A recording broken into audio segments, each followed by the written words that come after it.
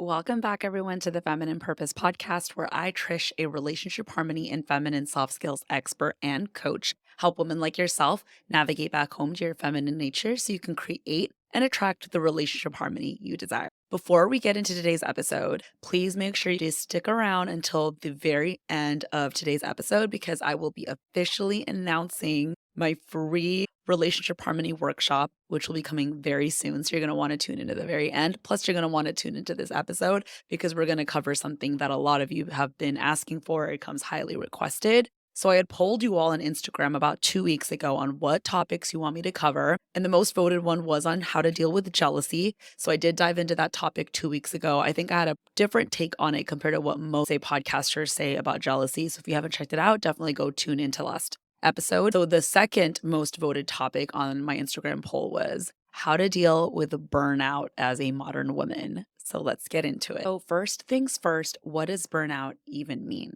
By definition, burnout is a state of emotional, physical, and mental exhaustion caused by excessive and prolonged stress.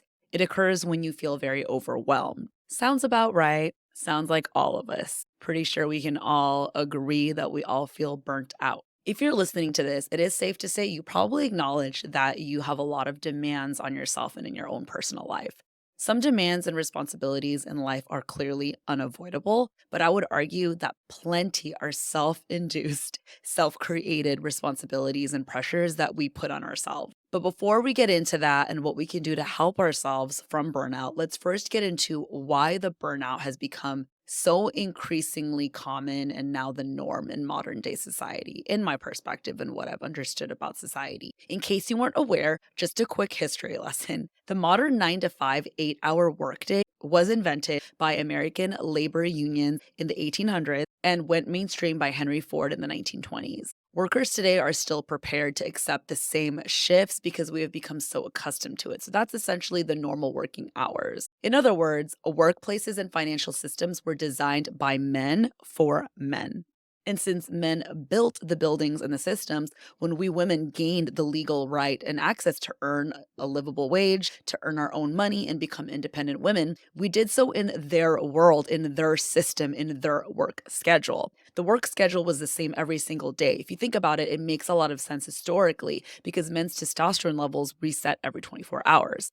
But we all know women's hormonal makeup and reset does not happen every single day. Hormonally, women are on a 28 to 35 day cycle, depending on how long your cycle is.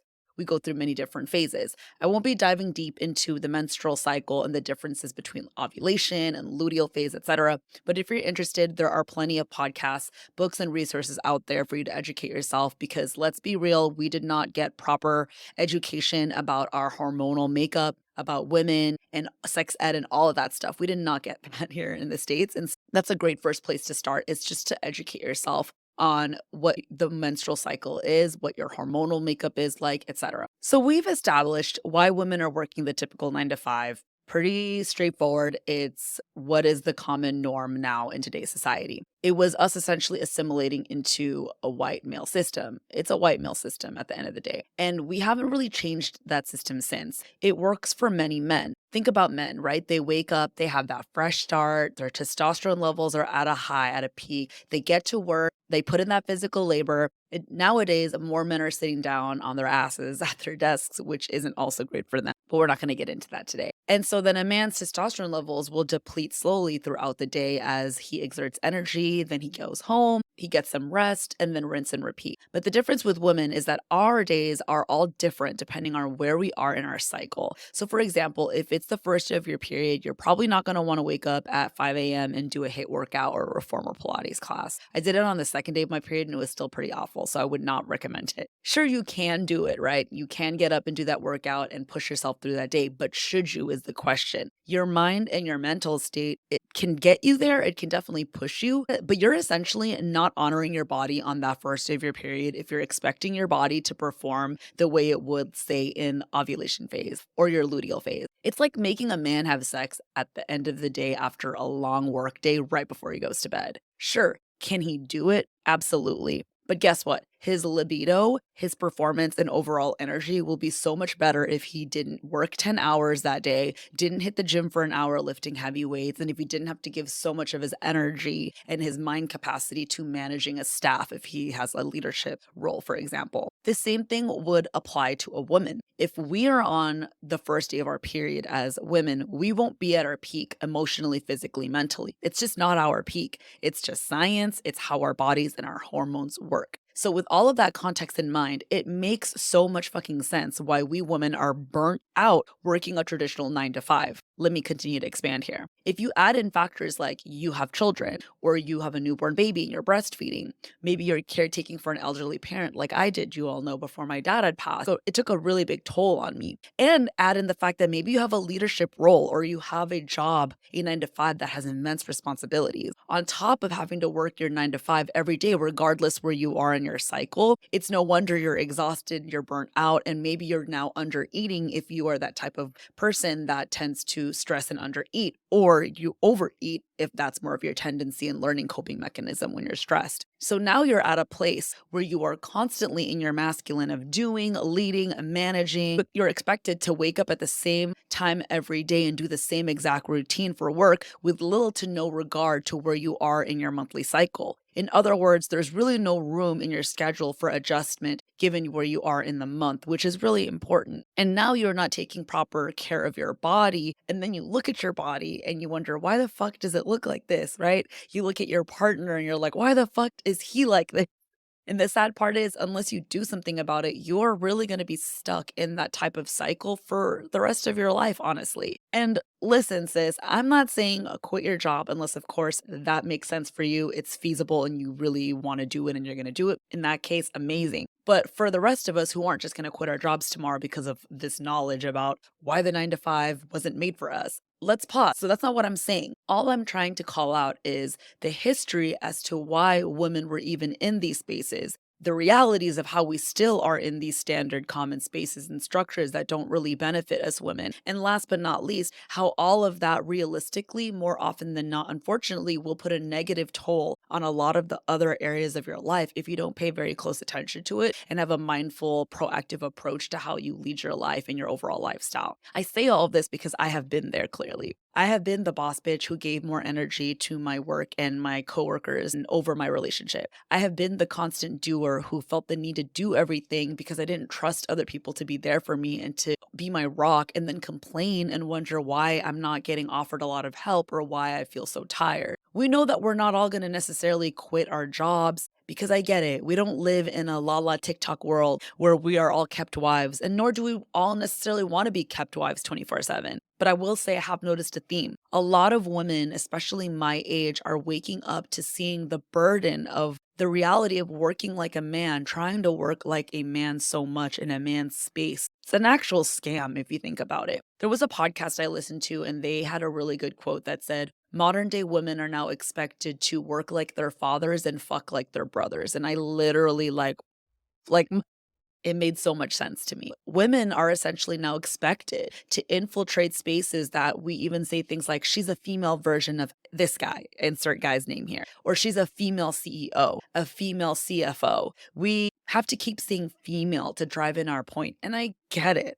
I get why we did that in the first place. But the problem is we are still trying to be female versions of our male counterparts rather than being females and women in our own conviction who are driven by different things, equally important, valuable things that matter, and wanting to do our own things and really owning those differences. I will tell you again from firsthand experience, I have never felt more confident, powerful, at peace, and fulfilled in my life until I really got back in touch with my womanhood. That is a whole other topic. We still need to be focused on a different episode.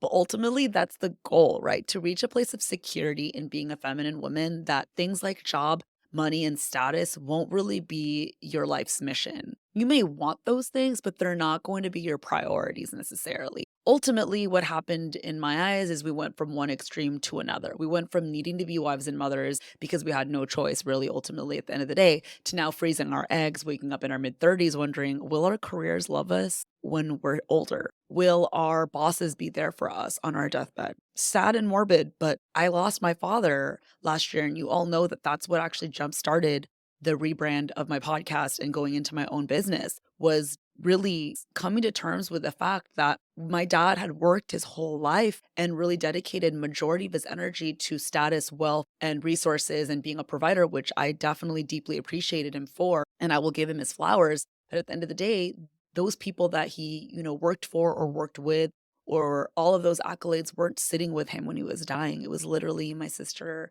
and I and my mom. I'm not promoting that we no longer work or have a purpose in life. You all know feminine purpose is one of my purposes. It's one of my callings. It's a life mission for me, but it's not my everything. And that is not only okay, but I would argue perfectly fine and amazing that it's not my entire life and my entire identity. I won't allow one job, one profession, one purpose or focus in this chapter or stage in my life to define and dictate me. And I want that for you too. So now that we've addressed a lot of the histories and realities of burnout as a woman, the modern day society of working as a woman, wanting to achieve and overachieve and whatnot, what can we actually do about this? So, ladies, there are plenty of ways to go about burnout and how to heal from it. There's really no one size fits all approach, just like how I coach women from different ages and walks of life. But I will share with you a few things to consider, questions to ask, and things to try out that have worked for me and for some of my clients. The first thing here is boundary setting. Ask yourself questions and get really comfortable and used to asking yourself things like, do I need to work past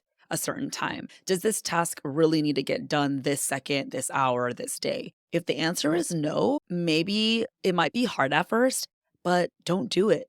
Not saying don't ever do it, but hold off on it. Practice holding off. Practice saying no. Practice saying not today. But how about tomorrow or how about next week? And doing it at a later time that works for you.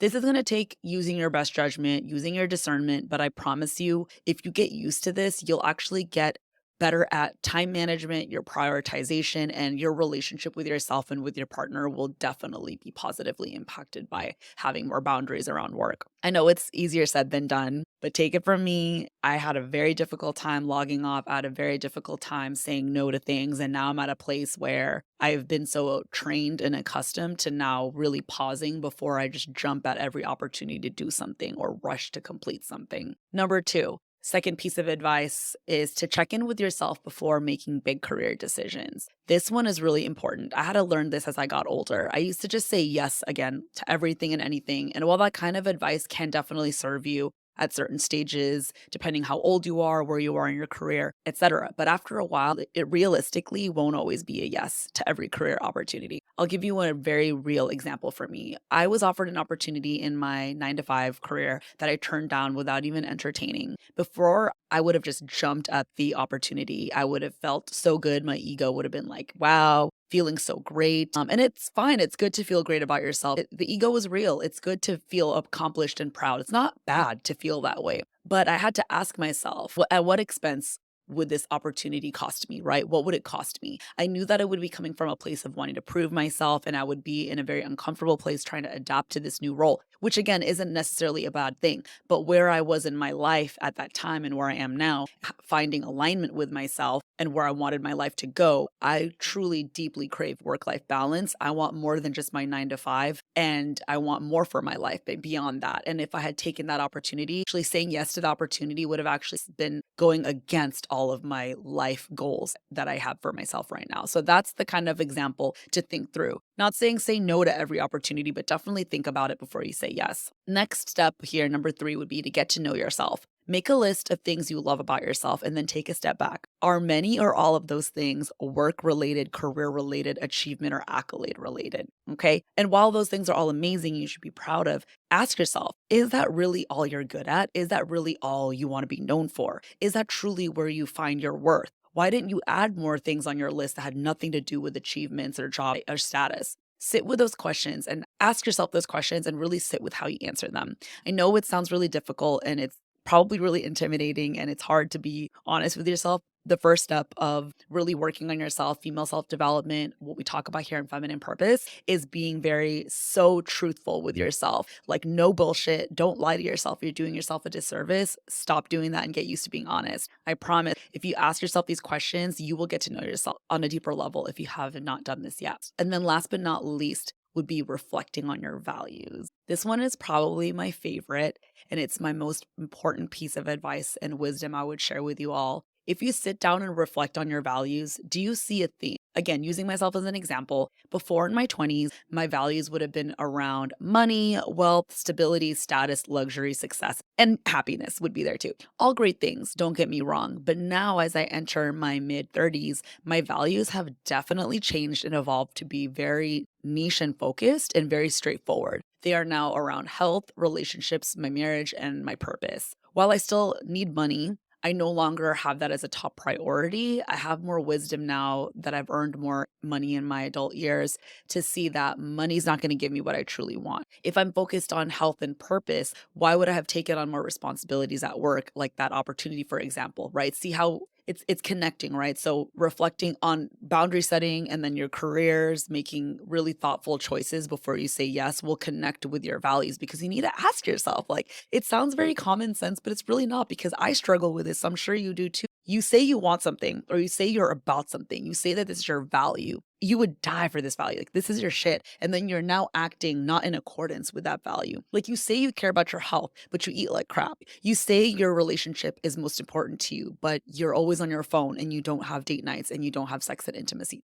Make it make sense, sis. Make it make sense. So that is exactly a perfect example as if I'm focused on health and purpose, that's not going to be compatible with taking on more at work. That would far exceed my capacity to remain healthy and be a happy, healthy, supportive wife and also work on my life purpose. If those things are going to conflict, then it's a pretty easy answer for me. That's why I said no to that example I shared earlier. So that kind of question and thought will help you understand yourself and will reveal a lot about you. Oh, we got pretty deep there. I hope you found those questions and takeaways helpful because honestly, when you start doing that inner reflection and work, you will start to see themes emerge. It's how my journey went. I did a lot of those things that I just shared, and that's where I basically landed on my current values that I just shared. I haven't actually done a values exercise in a while, but health, relationships, marriage, purpose just came to me while I wrote the podcast. Because again, even though I haven't asked those questions, I've been living in very much alignment with my goals and my vision and my values. And so if you're starting at the very first step, very first stage of asking yourself these values, like sit down with it and take some time to do it. A lot of themes will, come up for you. And that's where you're going to also realize, why would I keep burning myself out beyond repair if it goes against my values?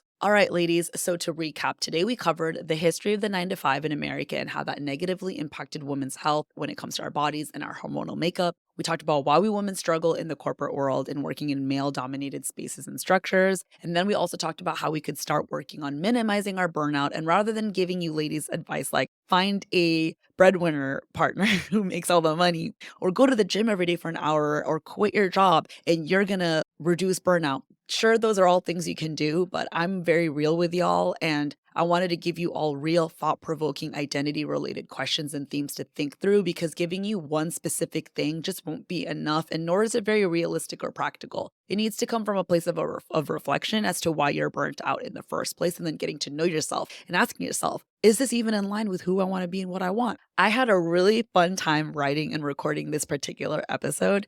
It came, again, very highly requested from you all. So I hope you took a lot of wisdom from it. Before we hop off, I do want to make an exciting announcement. I will be hosting my first free workshop on Friday, February 9th. In this workshop, you will be learning from me firsthand on what is possibly holding you back from feeling secure in your relationship, why you struggle right now in your relationship, and how to identify relationship narratives that don't serve you. The workshop is for you if maybe you've tried couples therapy and or even individual therapy, but you're craving more results when it comes to your relationship dynamic. Even and especially if you feel hopeless and maybe deep down you know you want more out of your relationship and out of yourself, but you just feel stuck and you don't know what to do. This is the perfect time for you to make that first step. Take that fucking leap. It's a free workshop. If you've been in the inner circle for some time, you absolutely will want to be there.